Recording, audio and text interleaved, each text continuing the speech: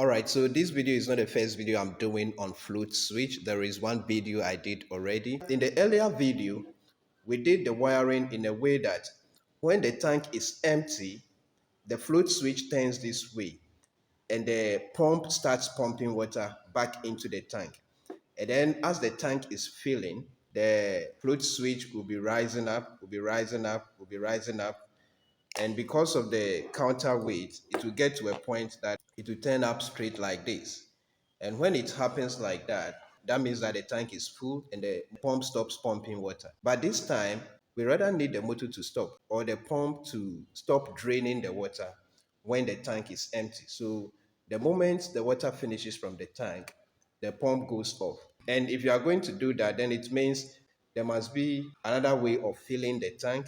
So as the tank is filling, this is going up. And as the tank fills up, the pump will now start draining the water. So that is a connection we are going to do now.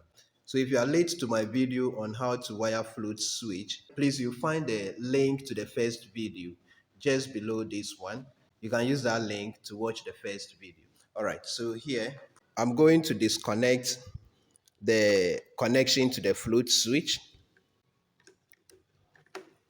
Okay, so still there are three wires, but at this time, because of the way we want the float switch to work for us, we are going to ignore the blue wire and then we'll now use the brown wire. So the brown wire now connects to L1, okay?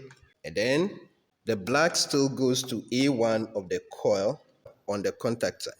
So please, if you want to understand how to wire up the breakers and the contactors, please, you would have to use the link below to watch the first video. All those connections are shown in the first video.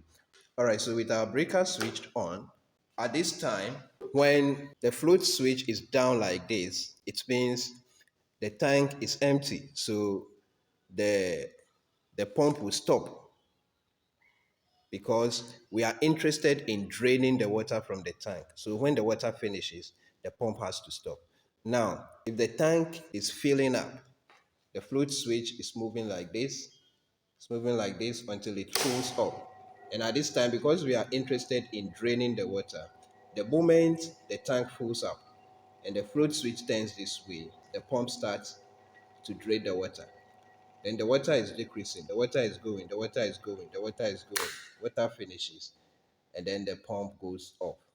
Water is filling, water fills, and then pump starts off, on. Very well. I believe strongly that you have learned something useful from this video. And please, if you truly did, kindly give a thumb up, share with your friends. And in case this is your first time on my channel, please do subscribe and stay connected. Thank you very much again. See you in the next video.